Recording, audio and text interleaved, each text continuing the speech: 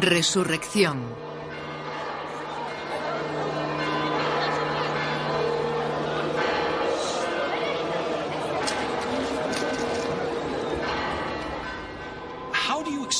¿Cómo explicar un movimiento que tiene su inicio en una muerte horrible y humillante?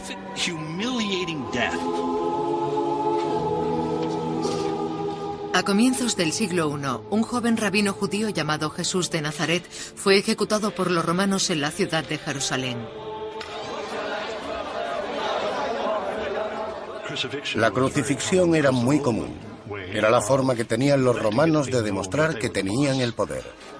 Los condenados tenían que atravesar las abarrotadas calles de la vieja ciudad, arrastrando una pesada cruz de madera hasta el lugar de la crucifixión, fuera de las murallas de la ciudad. Es una muerte que implica azotes y apaleamientos. Muchos morían antes de llegar a la cruz. La otra imagen que se tiene hoy de la crucifixión es que toda la ciudad de Jerusalén se detuviera o guardara silencio. No creo que en Jerusalén alguien tuviera tiempo para ver la crucifixión de Jesús. Como acontecimiento de la época, probablemente fue algo que pasó desapercibido. Poncio Pilato crucificaba a mucha gente. Hay que recordar que Jesús tenía un grupo muy reducido de seguidores. ¿Cómo de reducido? Se reunieron en una habitación para cenar. Eso nos da una idea de lo pequeño que era. Un pequeño grupo de ejecución. Me temo que la actitud debió ser parecida a la que tenemos hoy, cuando ocurre un accidente de tráfico. ¿No es horrible? Pero estamos perdiendo el tiempo.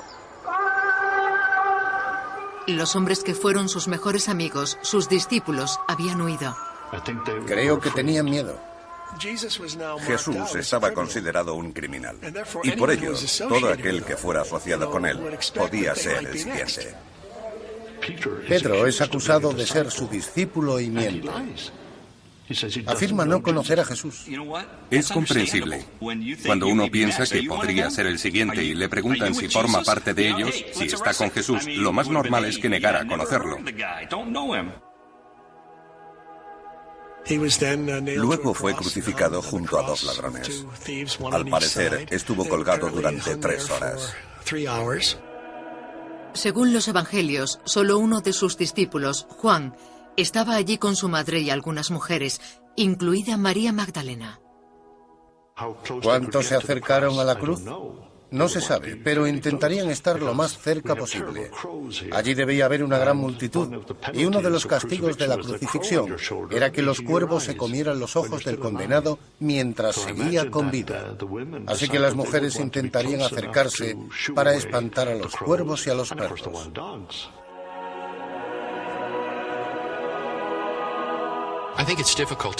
Es difícil subestimar la catástrofe que la crucifixión significó para los primeros discípulos. Esperaban que Jesús de Nazaret fuera el Mesías que liberara a Israel y trajera el reino de los cielos. En vez de ello, estaba crucificado y muerto. El sueño terminó, todo había fracasado, así que volvieron a sus vidas. Es fácil imaginar a los discípulos dispersándose y desapareciendo entre las estrechas calles de la ciudad de Jerusalén.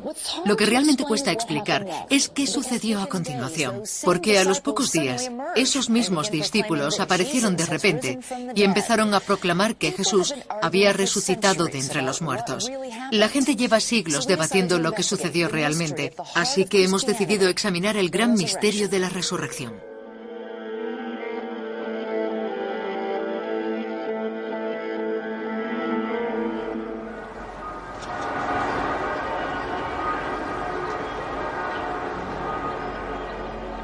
Los evangelios cuentan que tras morir Jesús, las mujeres lo bajaron de la cruz ayudadas por el discípulo Juan y un hombre llamado José de Arimatea. Cuando alguien era crucificado, no solía ser enterrado.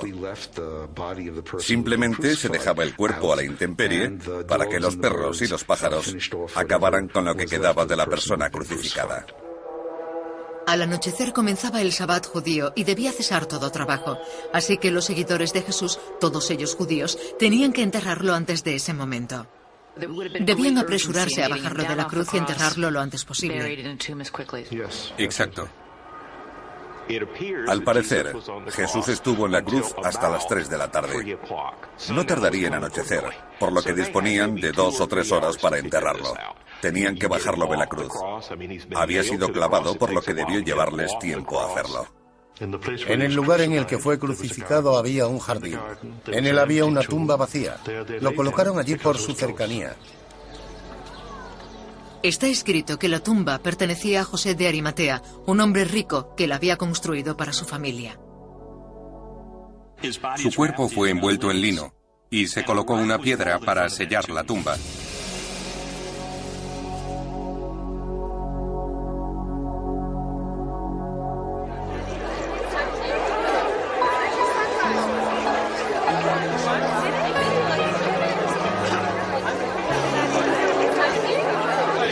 Good morning, everybody. Happy Easter. Now, after the Sabbath, as it began to dawn toward the first day of the week, Mary Magdalene and the other Mary came to look at the grave. When it feels like my dreams are so high, sing to me of the plans that you have for me over again. So I lay my head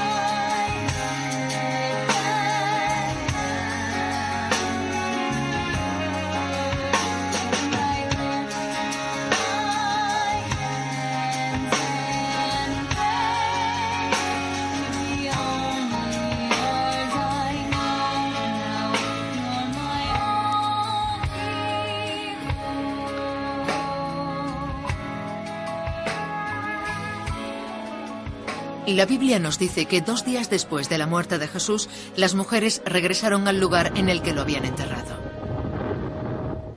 Magdalena, María y otras. Los distintos relatos mencionan a diferentes mujeres. Fueron a la tumba muy temprano, al amanecer. Para lavar el cuerpo y poner especias en el sudario. Vieron que la piedra había sido retirada, que la tumba estaba abierta. Entraron preguntándose qué había pasado. ¿Y qué encontraron? Una tumba vacía. El lino que envolvía el cuerpo estaba allí tirado, donde habían dejado el cadáver. La conclusión inmediata que extrajeron es que alguien había robado el cuerpo. No pensaron, aleluya, se ha levantado de entre los muertos. Ven una aparición angelical que les dice que Jesús de Nazaret ha resucitado. Las mujeres se quedan perplejas. Empiezan a temblar de miedo y huyen del sepulcro. Cuando se corrió la voz de que las mujeres habían encontrado la tumba vacía, todos pensaron, es imposible, ¿ha resucitado?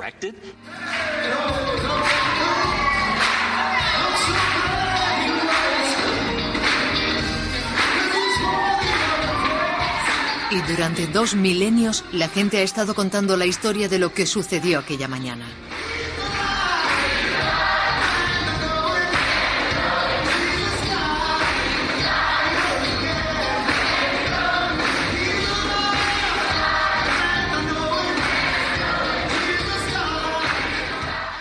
Es el acontecimiento crucial de la historia que queda dividida en 2 partes. Una nueva fe se extiende por el planeta. Miles de millones de personas siguen a Jesús a lo largo de la historia. Es el resultado de esta historia del siglo I que resulta tan convincente.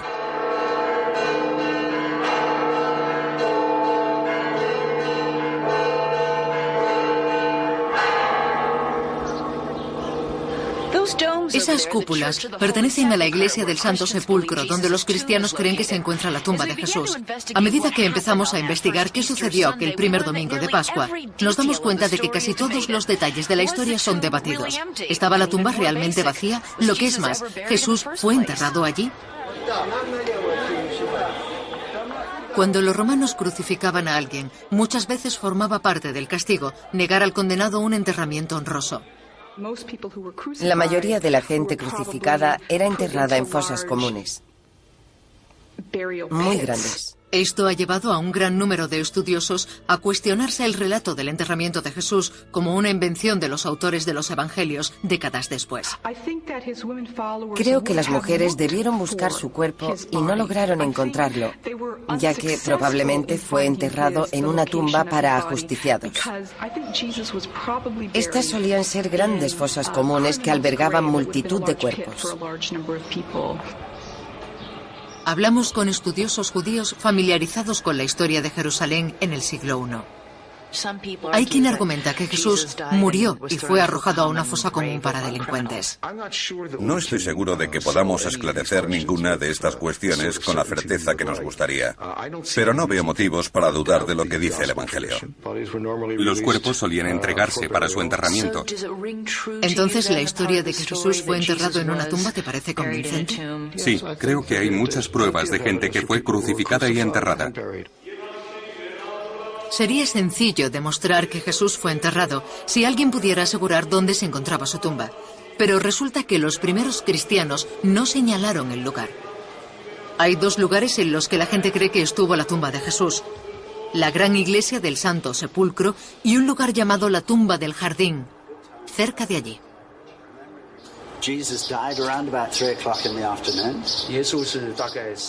El lugar fue descubierto en la década de 1850 y ahora pertenece a unos protestantes ingleses. Lo compraron porque creían que era el jardín que tenía José de Arimatea. Creían que aquel jardín perteneció una vez a José de Arimatea. ¿Sí? En el jardín hay una cueva hecha por el hombre que se utilizó como sepulcro. El Nuevo Testamento dice que José dio a Jesús una nueva tumba. Los guías locales dicen que parece la tumba de un hombre rico como la que pudo tener José de Arimatea. ¿Y dónde habrían dejado el cuerpo? Habría sido depositado aquí.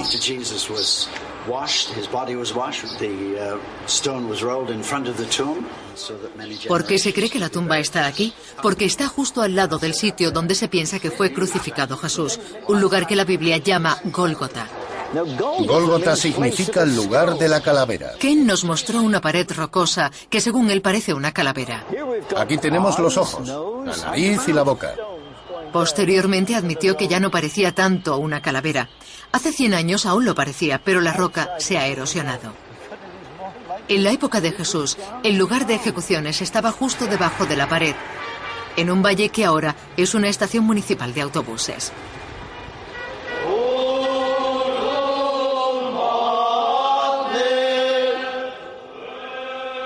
Pero la mayoría de los cristianos cree que el lugar de la crucifixión y la tumba están aquí, en la iglesia del Santo Sepulcro.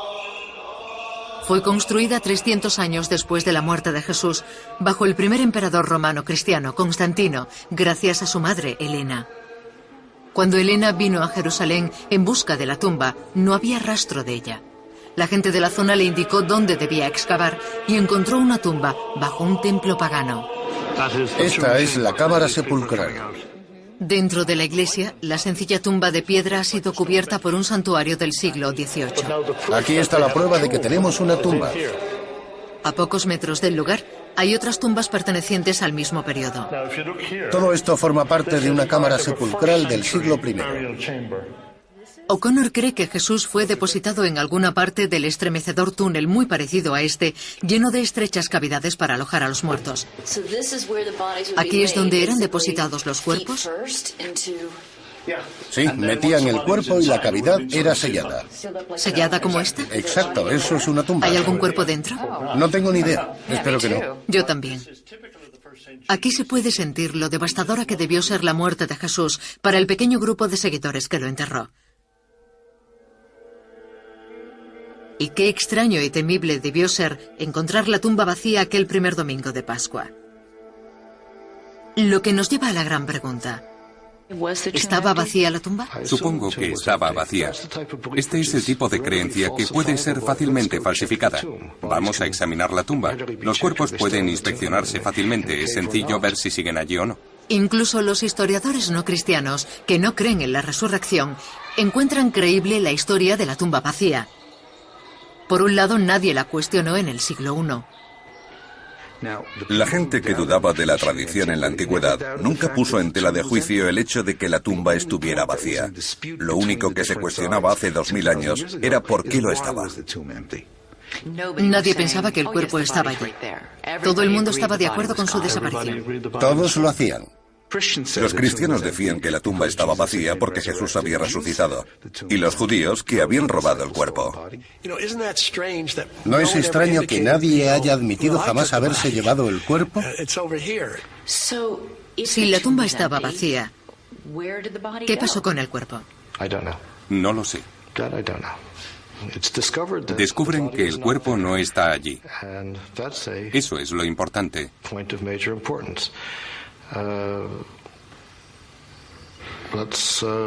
Ahí es donde empieza todo. Si el cuerpo hubiera sido descubierto hoy, no existiría la iglesia cristiana. Hubiera desaparecido como una pequeña secta judía. Y nos hubiésemos reído de que un delincuente crucificado fuese el Hijo de Dios. Pero a pesar de haber un buen motivo histórico para creer que había una tumba vacía, ¿significa eso que Jesús resucitó de entre los muertos?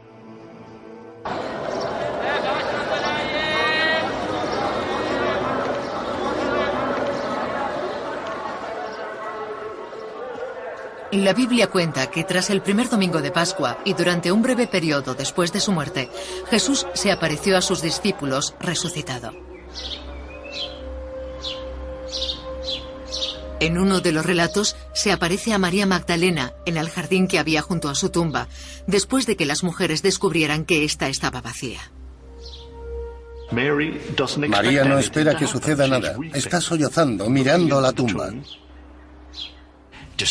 Estaba afligida. El cuerpo de su amado maestro había desaparecido.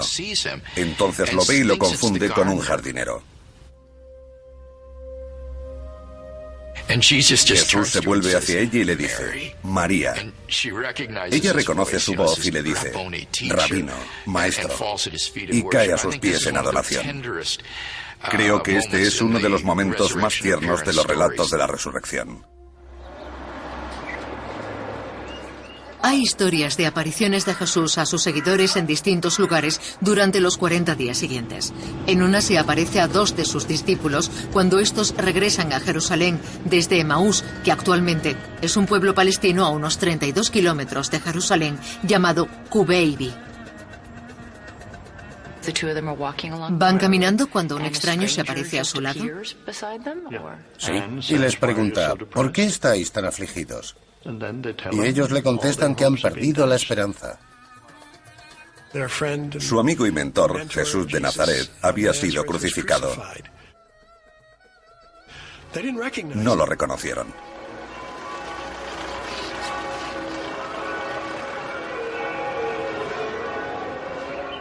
Los 3 siguieron caminando y hablando durante un tiempo, y cuando se detuvieron para comer algo, los discípulos se dieron cuenta de que aquel extraño era Jesús. Hay una iglesia en Cubeibi que conmemora esa historia. ¿Sucedió en realidad? Los historiadores no se ponen de acuerdo, pero la mayoría coincide en que sucedió algo lo suficientemente importante para convencer a la gente que había conocido a Jesús en vida de que había regresado de entre los muertos. La prueba más sólida, los discípulos que habían abandonado a Jesús cambiaron radicalmente. No habían estado a los pies de la cruz, pero al cabo de 1 o 2 semanas salieron a predicar por las calles. Aquellos hombres aterrorizados que se habían escondido ahora se alzaban valientemente en Jerusalén, donde Jesús había sido ejecutado, proclamando su resurrección. Y estos primeros discípulos estuvieron dispuestos a morir, y muchos lo hicieron por la verdad del mensaje que proclamaban.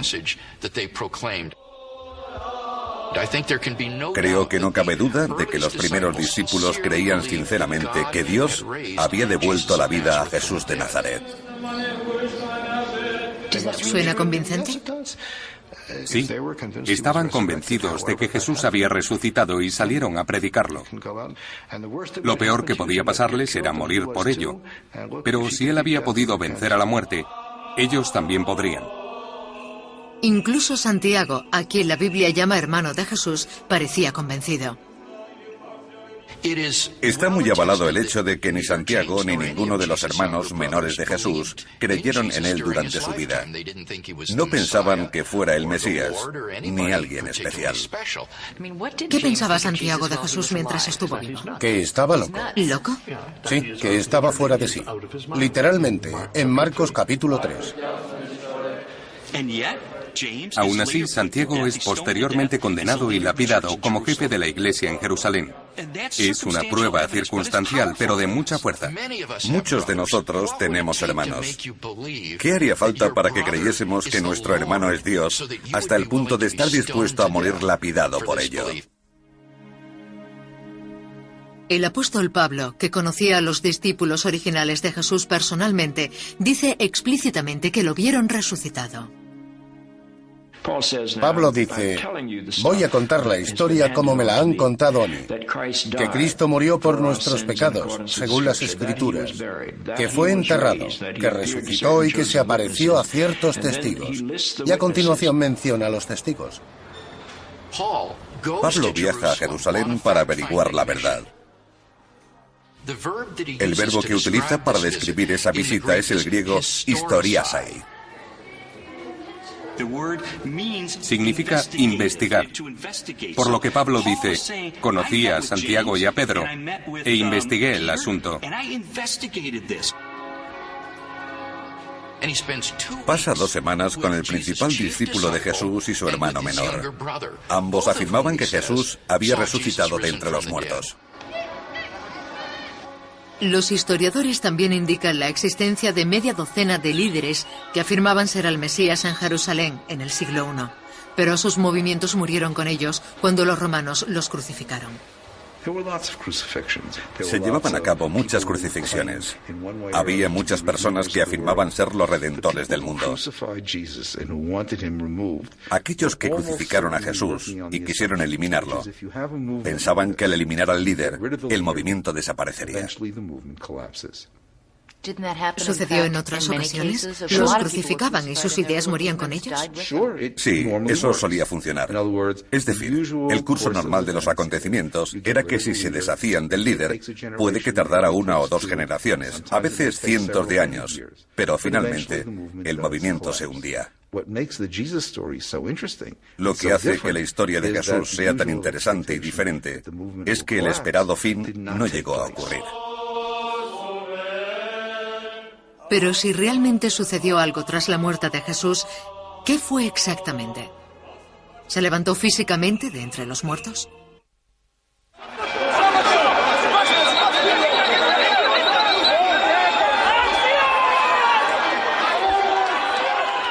Cada año, en Semana Santa, cristianos del mundo entero acuden a Jerusalén para celebrar la resurrección de Jesús. Para esta gente, la resurrección es un hecho. Sabemos que esta creencia se remonta a los primeros discípulos, la gente que conocía a Jesús.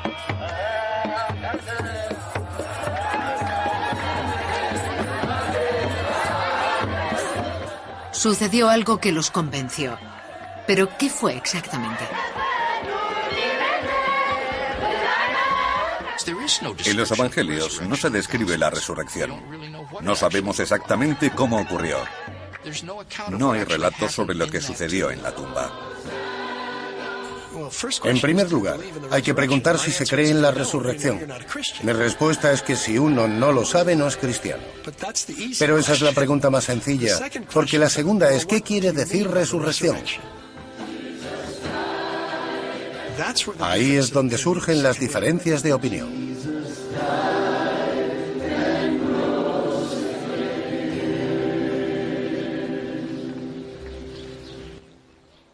¿Se levantó Jesús de su tumba físicamente? ¿O estaban alucinando sus seguidores? En primer lugar, hablamos con aquellos que creen que el cuerpo de Jesús se levantó físicamente de entre los muertos. Creo que es algo que debió pasar en esos momentos. Un fogonazo, una descarga de energía, de radiación.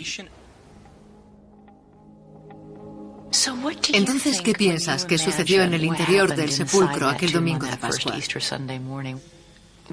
¿Qué habrías visto de estar allí dentro? Creo que la versión más simple es que había un cuerpo envuelto en un sudario que luchaba por deshacerse de él. Simplemente se levantó. Se levantó. Y se quitó la mortaja. Probablemente tenía atados los tobillos y las muñecas y una banda alrededor de la cabeza. Así que se levantó, se quitó el sudario y salió de la tumba.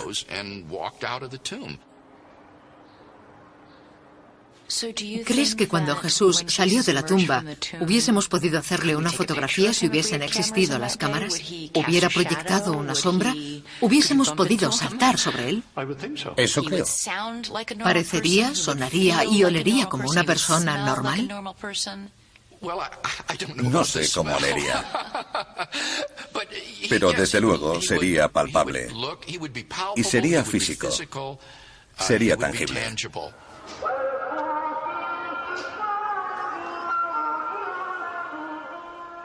De hecho, la Biblia parece llegar al extremo para demostrar que el Jesús resucitado era un ente físico y no una especie de visión.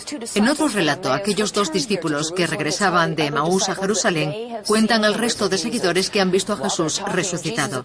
Mientras hablan, Jesús vuelve a aparecérseles y algunos de ellos se asustan, pues piensan que están viendo a un fantasma. Pero Jesús les asegura que es real, de carne y hueso. Se sienta con ellos y come pescado.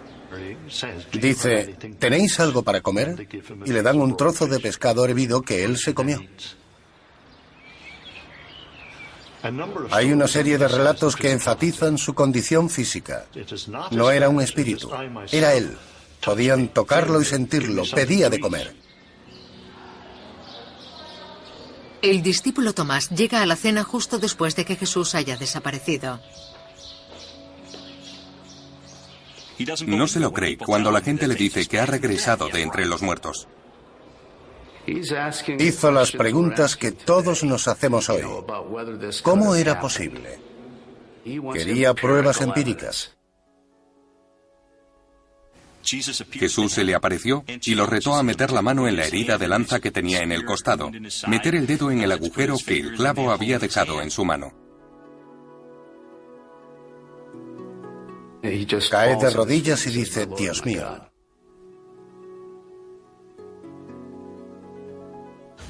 ¿Qué pasa cuando desaparece? ¿Se evapora? ¿O cómo? Me estás pidiendo que haga especulaciones. Solo diré que Cristo, en su cuerpo resucitado, tenía la capacidad de entrar y salir de este continuo espacio-tiempo a voluntad. Simplemente podía salir de esta dimensión en un punto y aparecer en otro, sin atravesar la distancia entre ambos.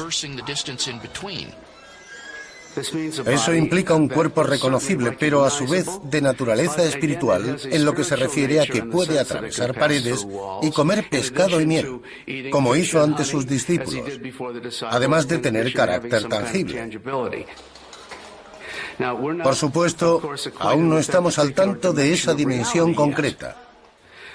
Pero la fe de la Iglesia Católica es que lleguemos a compartir con Jesús dicha condición de glorificación tras la resurrección final. Resulta que esta idea de la resurrección física no era tan radical entre los judíos del siglo I. Muchos creían en ella, pero al final de los tiempos, con la resurrección de todos los justos. Su visión de lo que eso significaba está en el libro de Daniel. Se supone que la resurrección es el regreso físico del cuerpo a este mundo, tal y como era. El suelo se abrirá y la gente saldrá de su tumba, viva de nuevo. Los cuerpos serán reconstituidos. Los cuerpos serán reconstituidos y como lo hace Dios, puede hacer muchas cosas y eso también. Los estudiosos modernos que tienen problemas con ese aspecto simplemente no están asumiendo la mentalidad de los judíos del siglo I, porque eso es lo que significaba la resurrección. La gente puede pensar que es imposible violar las leyes de la naturaleza. Pero ¿cómo sabemos cuáles son? Es la pregunta que deberían plantearse. Si se tiene un punto de vista material y no se cree en la intervención divina, es difícil explicar la resurrección, porque no es natural que Jesús resucitara de entre los muertos. No es posible. Pero si nos abrimos a la posibilidad de la existencia de Dios y que Él creó el universo, esto sería para Él un juego de niños.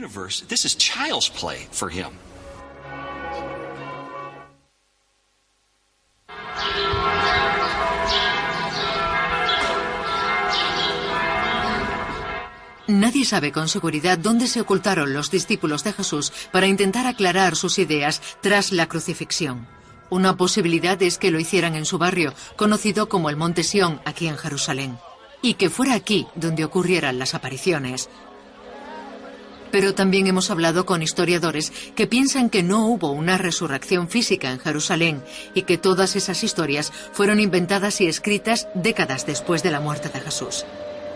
Afirman que tras la crucifixión, los discípulos, desanimados y derrotados, se marcharon a sus casas. Volvieron a sus vidas de pescadores en el mar de Galilea. Y en lugar de un regreso físico de Jesús, las historias de los evangelios describen sueños o visiones. El tipo de cuerpo resucitado del que hablan los evangelios, como el de Juan, por ejemplo, es que Jesús era capaz de aparecer en una habitación cerrada. Ese tipo de experiencias no sugieren el tipo de cuerpo físico que veríamos hoy, sino algo que podría considerarse más bien una experiencia visionaria. Entonces, ¿tú crees que la resurrección no fue que el cuerpo físico saliera del sepulcro? Como historiadora, he de decir que los primeros relatos que encontramos se encuentran en las cartas de Pablo, no en los evangelios, porque esos son los primeros textos que tenemos. En esos textos, Pablo escribe en griego que Jesús se apareció a varios discípulos. El vocablo griego hace referencia a un tipo de visión. En el mundo antiguo, cuando se tenía un sueño por la noche, se asumía que era real. Las visiones, ya sean despierto o dormido, son una experiencia muy humana. La gente en el campo de batalla las tiene en momentos de estrés. En momentos de extremo dolor y sufrimiento, hay personas que creen ver a la persona fallecida ante ellas. La gente cuyas esperanzas han sido destruidas de una forma tan brutal suele aferrarse a cualquier creencia. Pero ¿de dónde sacan esa idea? Estaban todos separados. ¿Cómo se reúnen y traman esa teoría? Una teoría tan inverosímil. No se reúnen para urdir una estrategia. Lo que sucede es que hay cierta dinámica en la comunidad y uno empieza a jugar con posibles respuestas. Estos estudiosos creen que Jesús tuvo tanto impacto en sus seguidores que cuando empezaron a tener sueños y visiones sobre él, creyeron realmente que había resucitado. En el siglo I, la gente solía recurrir a lo sobrenatural para explicar experiencias profundas. En el mundo antiguo se pensaba de forma mítica. Si algo era real y significativo, se mitificaba. ¿Qué quiere decir eso? Quiere decir que el cielo tenía que ver con ello igual que la tierra. La gente tenía visiones póstumas de Jesús y las interpretaban en términos de resurrección. ¿Crees posible que se las arreglaran para convencerse a sí mismos de que habían visto a Jesús? Me resulta bastante difícil de creer. No puedo imaginarlos allí sentados, desesperados, diciendo, ¿por qué no pensamos en cosas alegres e imaginamos que ha resucitado de entre los muertos? Y luego lo predicamos. No creo que ese inmenso poder surgiera de la nada. Shelby Spong cree que hubo resurrección, pero no que fuese física. Él, como muchos creyentes, piensa que se trató de un fenómeno espiritual. Creo que fue real y que ocurrió en Galilea. Creo que Pedro estaba en el centro de todo y tuvo que ver con el reparto del pan. No sé exactamente cómo fue, pero está claro que se trató de algo que les abrió los ojos y vieron una dimensión de realidad que superaba los límites de lo normal. Quienes creen que la resurrección fue espiritual tienen diferentes ideas sobre su significado, pero todos coinciden en que desafía la descripción física. Los cristianos creen que Jesús resucitó de entre los muertos a una nueva forma de existencia. Y si en aquellos tiempos hubiera tenido una cámara digital y hubieran intentado hacerle una foto, ponte al lado de Pedro o con María Magdalena, habría sido impactante. Nadie lo hubiera creído, porque en la fotografía solo habrían salido Pedro y María Magdalena, pero no Jesús. Cuando la Biblia habla de cuerpo, quiere decir la persona. Era Jesús, pero no estaba en un cuerpo físico. Algo que pudiera ser medido, vestido y cosas así. Entonces se levantó el cuerpo físicamente de la tumba y salió para hablar con María. Es una distracción. Si solo se trató de eso, fue una resucitación. Las resucitaciones pasan continuamente. Mucha gente es reanimada y vuelve a la vida. Pero no se trata del nacimiento de una religión universal. Creo que lo que sucedió con los primeros cristianos fue una infusión de poder, algo que llamamos una experiencia religiosa, la sensación de recibir cierto poder de una fuerza ajena a ellos mismos y que les dio capacidades que antes no tenían. Creo que vieron en la vida de Jesús un amor muy profundo, ya que no dejó de amar ni siquiera cuando fue crucificado. Y ese es el poder al que se refieren. Hay algo en el amor que nunca muere.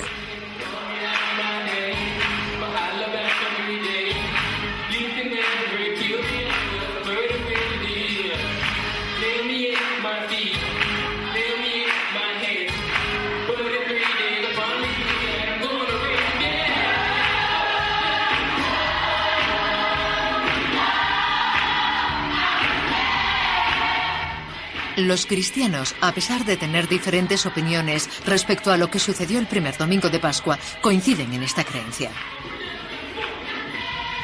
Sufrir y morir son el último capítulo. El poder de la vida, el bien y la esperanza son mucho más fuertes que todo eso. Las cuestiones de fe, creencias y nuestro lugar en la eternidad son poderosas y divisivas. El modo en que la gente ha respondido a esas preguntas ha dado forma al curso de la historia. Hace 2000 años, un grupo de 12 discípulos creyó que había encontrado las respuestas en Jesús resucitado. Hoy casi 2000 millones de cristianos en todo el mundo siguen cautivados por la fuerza y el poder de su experiencia.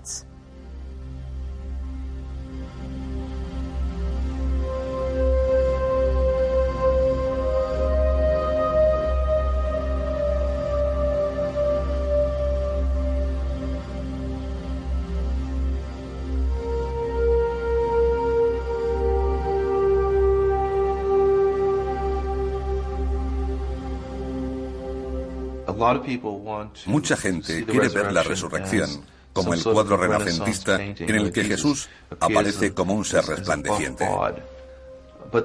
Pero no creo que eso sea lo que la resurrección significaba para algunos de los seguidores de Jesús. Por el contrario, quiere decir que las palabras, la sabiduría y los actos de Jesús estaban ratificados por Dios. ¿Dónde está el Espíritu de Cristo? En esa relación que hay entre ellos y que parece ser donde todo sucede. Y en cierto modo, la visión de comunidad es algo maravilloso. ¿Crees que es bueno debatir y hablar sobre la resurrección? Por supuesto. Hay quien piensa que es un tema sagrado. No, es la controversia más maravillosa de la historia. Nuestro conocimiento tiene límites. Y francamente, es mucho más sencillo no creer. No hay que explicar nada a nadie, ni responder al tipo de preguntas que formulas, que son amables pero buenas. ¿Qué impacto y significado tiene la historia de la resurrección en la vida de la gente? ¿Qué podemos extraer de ella? La esperanza de la resurrección es que algún día nosotros también nos levantemos de entre los muertos y tengamos esos gloriosos cuerpos inmortales, libres de toda discapacidad, defecto físico y enfermedad, y pasemos a una condición de plenitud física y psicológica. Si la resurrección es abrir los ojos para ver la realidad de una presencia divina que siempre está en nosotros y a nuestro alrededor, entonces la esperanza de una vida tras la muerte no consiste en vivir en una especie de paraíso con ríos de leche y miel en el cielo. Tiene que ver con vivir una vida plena.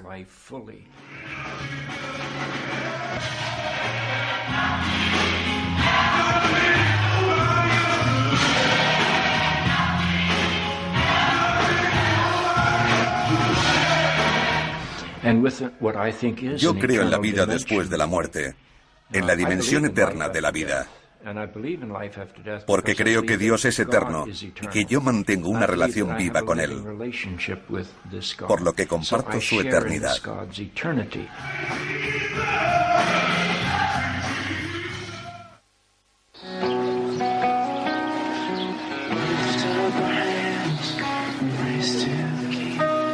We'll lift up our hearts as an offering, sing hallelujah.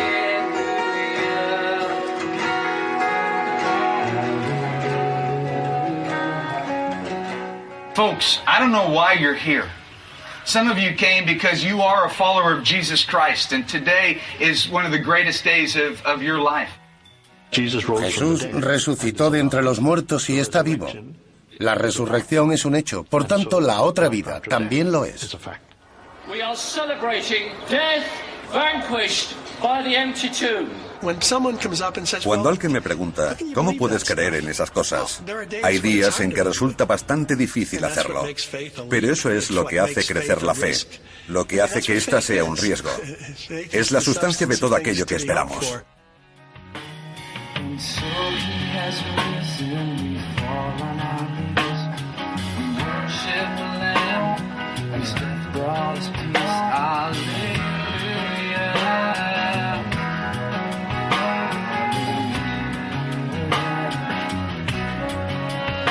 La vida tras la muerte significa entregar amor y entregarse uno mismo para que el resto de la gente pueda vivir, amar y ser.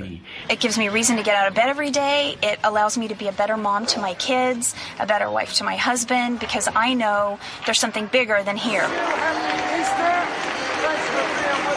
That's what it's all about. This is our reason for worshiping and praising Him.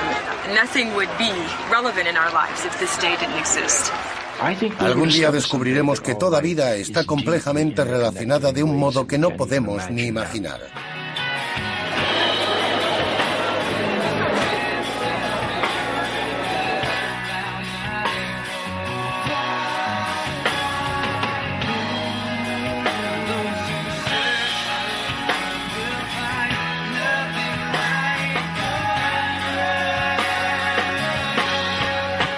Today we celebrate the fact that Jesus defied the odds, that Jesus came back from the grave. Esa tiene que ser la mejor noticia de todas. En el fondo, todos quieren creer que la tumba no es el final. It gives me the strength to know that you can come back and you can be stronger. And so that's what Easter is for me. It's a day of hope. When we die, there is life after death. It's a wonderful day.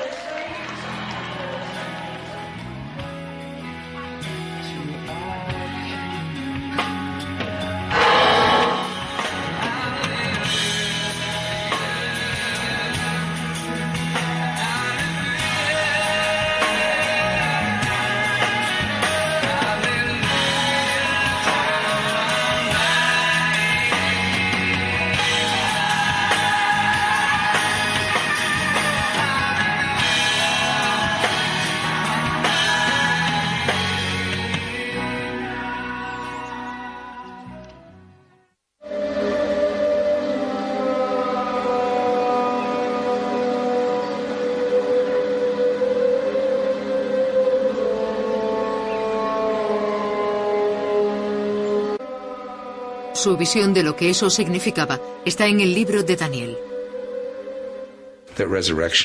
Se supone que la resurrección es el regreso físico del cuerpo a este mundo, tal y como era. El suelo se abrirá y la gente saldrá de su tumba, viva de nuevo. Los cuerpos serán reconstituidos. Los cuerpos serán reconstituidos y como lo hace Dios, puede hacer muchas cosas y eso también. Los estudiosos modernos que tienen problemas con ese aspecto simplemente no están asumiendo la mentalidad de los judíos del siglo I, porque eso es lo que significaba la resurrección. La gente puede pensar que es imposible violar las leyes de la naturaleza. Pero ¿cómo sabemos cuáles son? Es la pregunta que deberían plantearse. Si se tiene un punto de vista material y no se cree en la intervención divina, es difícil explicar la resurrección, porque no es natural que Jesús resucitara de entre los muertos. No es posible.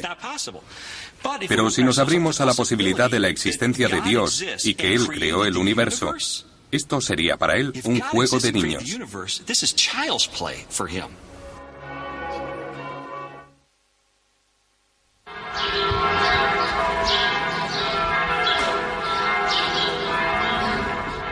Nadie sabe con seguridad dónde se ocultaron los discípulos de Jesús para intentar aclarar sus ideas tras la crucifixión. Una posibilidad es que lo hicieran en su barrio, conocido como el Monte Sión, aquí en Jerusalén, y que fuera aquí donde ocurrieran las apariciones. Pero también hemos hablado con historiadores que piensan que no hubo una resurrección física en Jerusalén y que todas esas historias fueron inventadas y escritas décadas después de la muerte de Jesús. Afirman que tras la crucifixión, los discípulos, desanimados y derrotados, se marcharon a sus casas. Volvieron a sus vidas de pescadores en el mar de Galilea. Y en lugar de un regreso físico de Jesús, las historias de los evangelios describen sueños o visiones. El tipo de cuerpo resucitado del que hablan los evangelios, como el de Juan, por ejemplo, es que Jesús era capaz de aparecer en una habitación cerrada.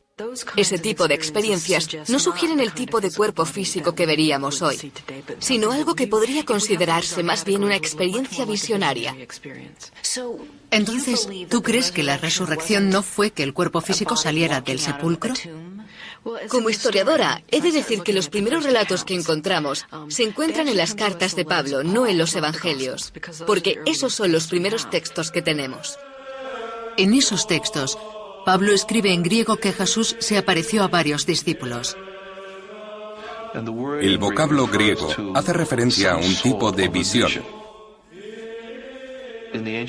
Se marcharon a sus casas. Volvieron a sus vidas de pescadores en el mar de Galilea. Y en lugar de un regreso físico de Jesús, las historias de los evangelios describen sueños o visiones. El tipo de cuerpo resucitado del que hablan los evangelios, como el de Juan, por ejemplo, es que Jesús era capaz de aparecer en una habitación cerrada. Ese tipo de experiencias no sugieren el tipo de cuerpo físico que veríamos hoy, sino algo que podría considerarse más bien una experiencia visionaria. Entonces, ¿tú crees que la resurrección no fue que el cuerpo físico saliera del sepulcro? Como historiadora, he de decir que los primeros relatos que encontramos se encuentran en las cartas de Pablo, no en los evangelios, porque esos son los primeros textos que tenemos. En esos textos, Pablo escribe en griego que Jesús se apareció a varios discípulos. El vocablo griego hace referencia a un tipo de visión. En el mundo antiguo, cuando se tenía un sueño por la noche, se asumía que era real. Las visiones, ya sean despierto o dormido, son una experiencia muy humana. La gente en el campo de batalla las tiene en momentos de estrés. En momentos de extremo dolor y sufrimiento, hay personas que creen ver a la persona fallecida ante ellas. La gente cuyas esperanzas han sido destruidas de una forma tan brutal suele aferrarse a cualquier creencia. Pero ¿de dónde sacan esa idea? Estaban todos separados. ¿Cómo se reúnen y traman esa teoría? Una teoría tan inverosímil. No se reúnen para urdir una estrategia. Lo que sucede es que hay cierta dinámica en la comunidad y uno empieza a jugar con posibles respuestas. Estos estudiosos creen que Jesús tuvo tanto impacto en sus seguidores que cuando empezaron a tener sueños y visiones sobre él, creyeron realmente que había resucitado. En el siglo I, la gente solía recurrir a lo sobrenatural para explicar experiencias profundas. En el mundo antiguo se pensaba de forma mítica. Si algo era real y significativo, se mitificaba. ¿Qué quiere decir eso? Quiere decir que el cielo tenía que ver con ello igual que la tierra. La gente tenía visiones póstumas de Jesús y las interpretaban en términos de resurrección. ¿Crees posible que se las arreglaran para convencerse a sí mismos de que habían visto a Jesús? Me resulta bastante difícil de creer. No puedo imaginarlos allí sentados, desesperados, diciendo, ¿por qué no pensamos en cosas alegres e imaginamos que algo que la actitud debió ser parecida a la que tenemos hoy cuando ocurre un accidente de tráfico? ¿No es horrible? Pero estamos perdiendo el tiempo. Los hombres que fueron sus mejores amigos, sus discípulos, habían huido. Creo que tenían miedo. Jesús estaba considerado un criminal, y por ello, todo aquel que fuera asociado con él podía ser el siguiente. Pedro es acusado de ser su discípulo y miente. Afirma no conocer a Jesús. Es comprensible. Cuando uno piensa que podría ser el siguiente y le preguntan si forma parte de ellos, si está con Jesús, lo más normal es que negara conocerlo. Luego fue crucificado junto a 2 ladrones. Al parecer, estuvo colgado durante 3 horas. Según los evangelios, solo uno de sus discípulos, Juan, estaba allí con su madre y algunas mujeres, incluida María Magdalena. ¿Cuántos se acercaron a la cruz? No se sabe, pero intentarían estar lo más cerca posible. Allí debía haber una gran multitud, y uno de los castigos de la crucifixión era que los cuervos se comieran los ojos del condenado mientras seguía con vida. Así que las mujeres intentarían acercarse para espantar a los cuervos y a los perros.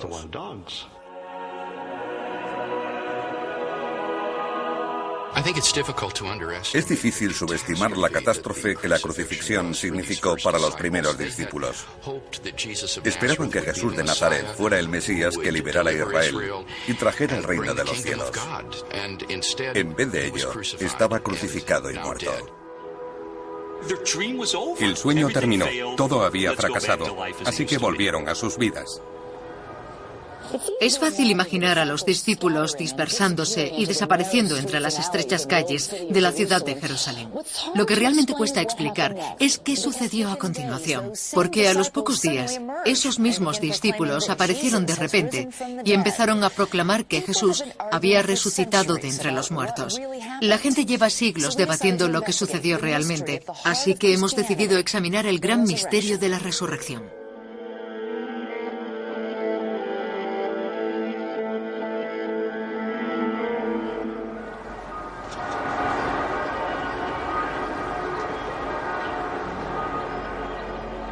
Los evangelios cuentan que tras morir Jesús, las mujeres lo bajaron de la cruz ayudadas por el discípulo Juan y un hombre llamado José de Arimatea. Cuando alguien era crucificado, no solía ser enterrado. Simplemente se dejaba el cuerpo a la intemperie para que los perros y los pájaros acabaran con lo que quedaba de la persona crucificada. Al anochecer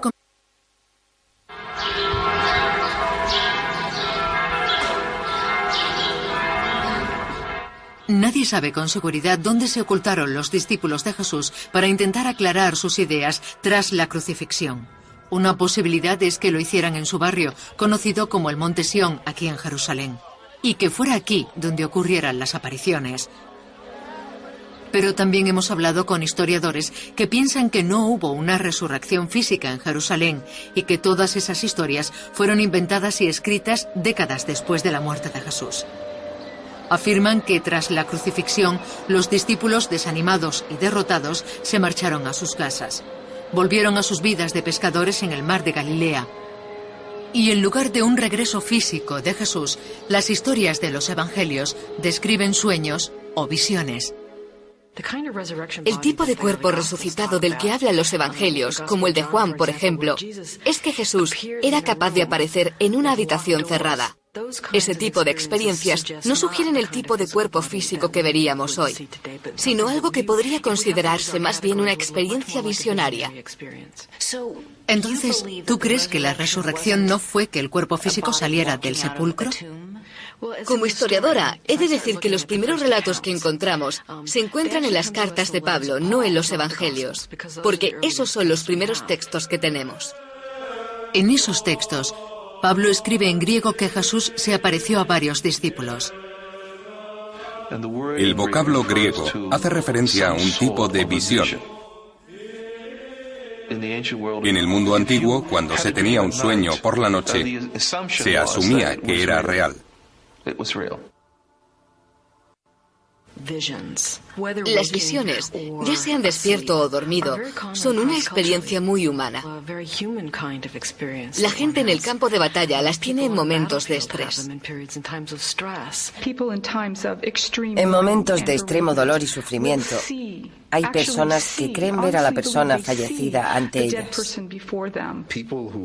La gente cuyas esperanzas han sido destruidas de una forma tan brutal suele aferrarse a cualquier creencia. Pero ¿de dónde sacan esa idea? Estaban todos separados. ¿Cómo se reúnen y traman esa teoría? Una teoría tan inverosímil. No se reúnen para urdir una estrategia. Lo que sucede es que hay cierta dinámica en la comunidad y uno empieza a jugar con posibles respuestas. Estos estudiosos creen que Jesús tuvo tanto impacto en sus seguidores que cuando empezaron a tener sueños y visiones sobre él, creyeron realmente que había resucitado. En el siglo I, la gente solía recurrir a lo sobrenatural para explicar experiencias profundas.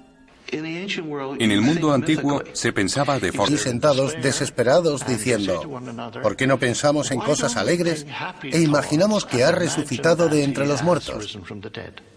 Y luego lo predicamos. No creo que ese inmenso poder surgiera de la nada. Shelby Spong cree que hubo resurrección, pero no que fuese física. Él, como muchos creyentes, piensa que se trató de un fenómeno espiritual. Creo que fue real y que ocurrió en Galilea. Creo que Pedro estaba en el centro de todo y tuvo que ver con el reparto del pan. No sé exactamente cómo fue, pero está claro que se trató de algo que les abrió los ojos y vieron una dimensión de realidad que superaba los límites de lo normal. Quienes creen que la resurrección fue espiritual tienen diferentes ideas sobre su significado, pero todos coinciden en que desafía la descripción física. Los cristianos creen que Jesús resucitó de entre los muertos a una nueva forma de existencia. Y si en aquellos tiempos hubiera tenido una cámara digital y hubieran intentado hacerle una foto, ponte al lado de Pedro o con María Magdalena, habría sido impactante. Nadie lo hubiera creído, porque en la fotografía solo habrían salido Pedro y María Magdalena, pero no Jesús. Cuando la Biblia habla de cuerpo, quiere decir la persona. Era Jesús, pero no estaba en un cuerpo físico. Algo que pudiera ser medido, vestido y cosas así. Entonces se levantó el cuerpo físicamente de la tumba y salió para hablar con María. Es una distracción. Si solo se trató de eso, fue una resucitación. Las resucitaciones pasan continuamente. Mucha gente es reanimada y vuelve a la vida. Pero no se trata del nacimiento de una religión universal. Creo que lo que sucedió con los primeros cristianos fue una infusión de poder, algo que llamamos una experiencia religiosa, la sensación de recibir cierto poder de una fuerza ajena a ellos mismos y que les dio capacidades que antes no tenían. Creo que vieron en la vida de Jesús un amor muy profundo, ya que no dejó de amar ni siquiera cuando fue crucificado. Y ese es el poder al que se refieren. Hay algo en el amor que nunca muere.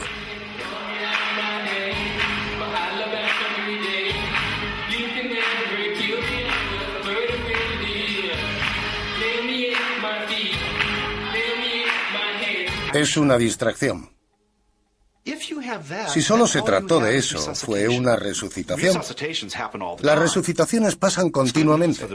Mucha gente es reanimada y vuelve a la vida. Pero no se trata del nacimiento de una religión universal.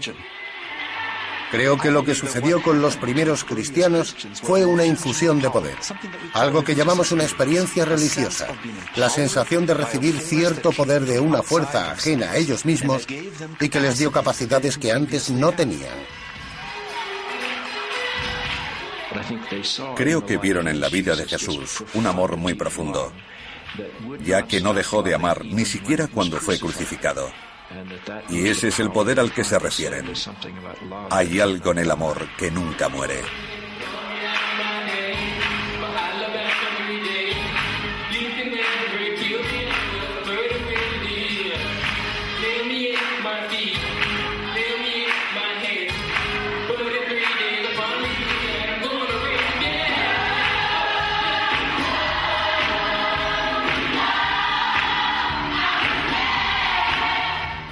Los cristianos, a pesar de tener diferentes opiniones respecto a lo que sucedió el primer domingo de Pascua, coinciden en esta creencia.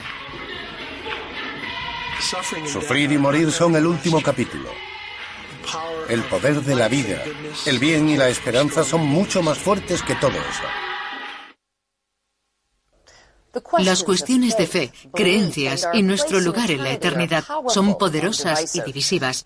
El modo en que la gente ha respondido a esas preguntas ha dado forma al curso de la historia. Hace 2000 años, un grupo de 12 discípulos creyó que había encontrado las respuestas en Jesús resucitado. Hoy casi 2000 millones de cristianos en todo el mundo siguen cautivados por la fuerza y el poder de su experiencia.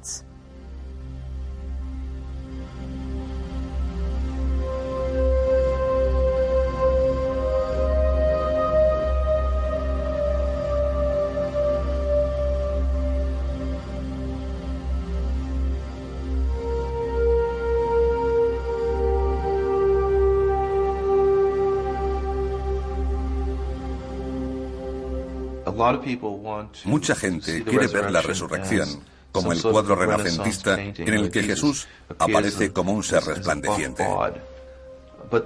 Pero no creo que eso sea lo que la resurrección significaba para algunos de los seguidores de Jesús. Por el contrario, quiere decir que las palabras, la sabiduría y los actos de Jesús estaban ratificados por Dios. ¿Dónde está el Espíritu de Cristo? En esa relación que hay entre ellos y que parece ser donde todo sucede.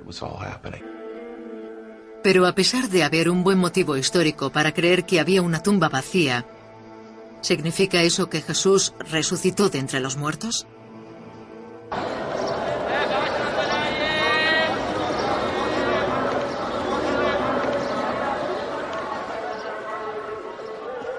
La Biblia cuenta que tras el primer domingo de Pascua y durante un breve periodo después de su muerte, Jesús se apareció a sus discípulos resucitado.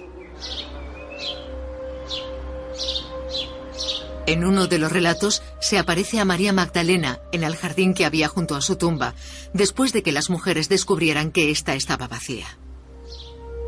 María no espera que suceda nada. Está sollozando, mirando la tumba. Estaba afligida.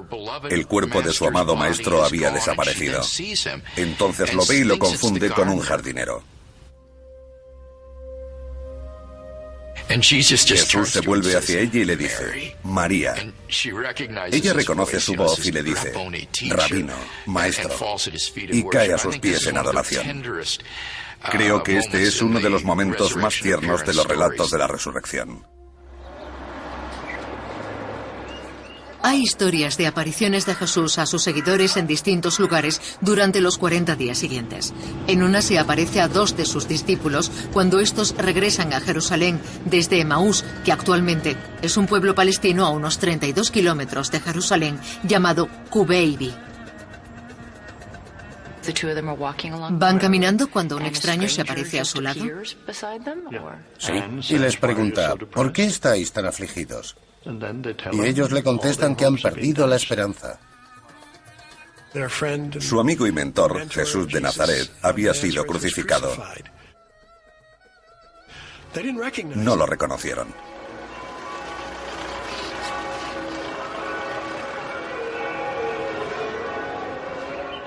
Los tres siguieron caminando y hablando durante un tiempo, y cuando se detuvieron para comer algo, los discípulos se dieron cuenta de que aquel extraño era Jesús. Hay una iglesia en Cubbaby que conmemora esa historia. ¿Sucedió en realidad? Los historiadores no se ponen de acuerdo, pero la mayoría coincide en que sucedió algo lo suficientemente importante para convencer a la gente que había conocido a Jesús en vida de que había regresado de entre los muertos. La prueba más sólida, los discípulos que habían abandonado a Jesús cambiaron radicalmente. No habían estado a los pies de la cruz, pero al cabo de 1 o 2 semanas salieron a predicar por las calles.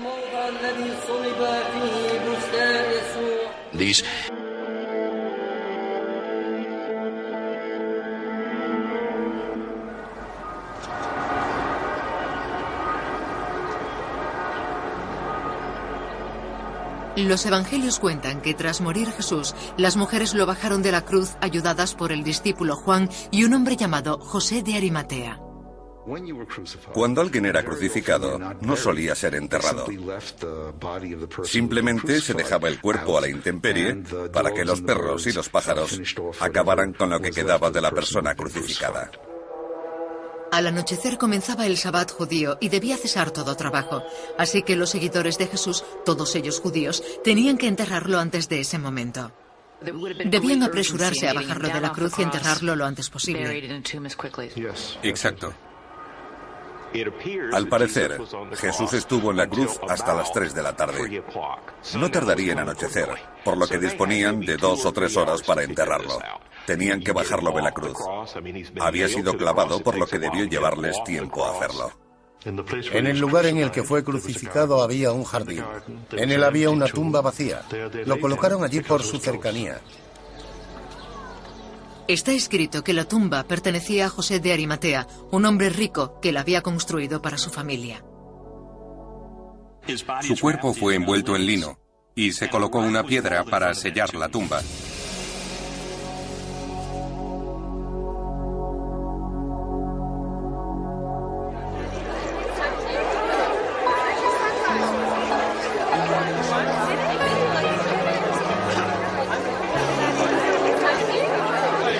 Good morning, everybody.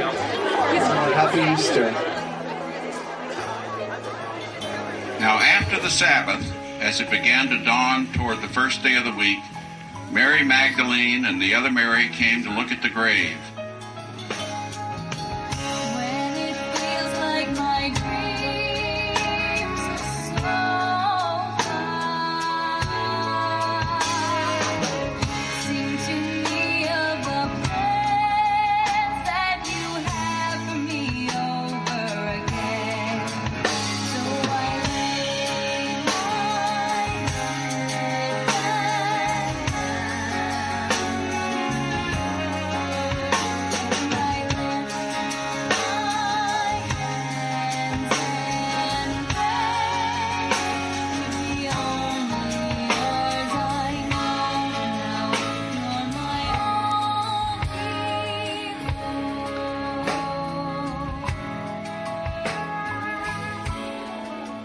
La Biblia nos dice que 2 días después de la muerte de Jesús, las mujeres regresaron al lugar en el que... Era por qué lo estaba.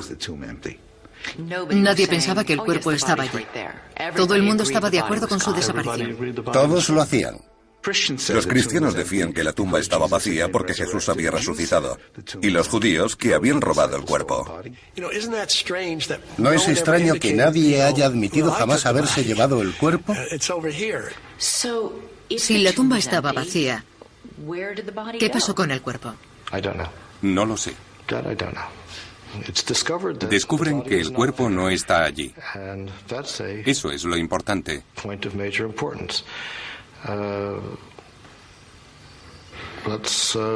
Ahí es donde empieza todo. Si el cuerpo hubiera sido descubierto hoy, no existiría la iglesia cristiana. Hubiera desaparecido como una pequeña secta judía. Y nos hubiésemos reído de que un delincuente crucificado fuese el Hijo de Dios. Pero a pesar de haber un buen motivo histórico para creer que había una tumba vacía, ¿significa eso que Jesús resucitó de entre los muertos?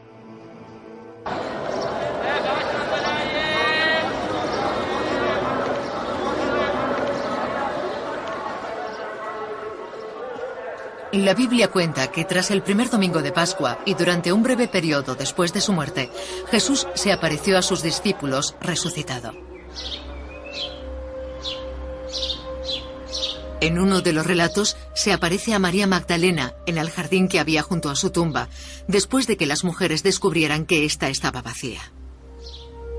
María no espera que suceda nada. Está sollozando, mirando la tumba. Estaba afligida. El cuerpo de su amado maestro había desaparecido. Entonces lo ve y lo confunde con un jardinero. Jesús se vuelve hacia ella y le dice, María. Ella reconoce su voz y le dice, Rabino, maestro, y cae a sus pies en adoración. Creo que este es uno de los momentos más tiernos de los relatos de la resurrección. Hay historias de apariciones de Jesús a sus seguidores en distintos lugares durante los 40 días siguientes. En una se aparece a 2 de sus discípulos cuando estos regresan a Jerusalén desde Emaús, que actualmente es un pueblo palestino a unos 32 kilómetros de Jerusalén, llamado Cubeibi. ¿Van caminando cuando un extraño se aparece a su lado? Sí, y les pregunta, ¿por qué estáis tan afligidos? Y ellos le contestan que han perdido la esperanza. Su amigo y mentor, Jesús de Nazaret, había sido crucificado. No lo reconocieron. Creo que vieron en la vida de Jesús un amor muy profundo, ya que no dejó de amar ni siquiera cuando fue crucificado. Y ese es el poder al que se refieren. Hay algo en el amor que nunca muere.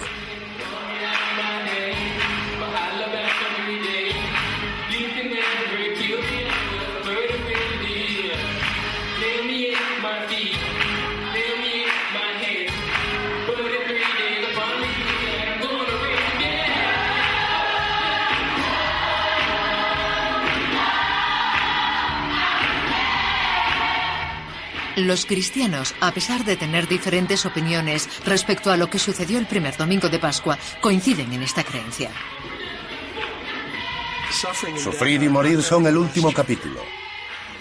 El poder de la vida, el bien y la esperanza son mucho más fuertes que todo eso. Las cuestiones de fe, creencias y nuestro lugar en la eternidad son poderosas y divisivas. El modo en que la gente ha respondido a esas preguntas ha dado forma al curso de la historia. Hace 2000 años, un grupo de 12 discípulos creyó que había encontrado las respuestas en Jesús resucitado. Hoy casi 2000 millones de cristianos en todo el mundo siguen cautivados por la fuerza y el poder de su experiencia.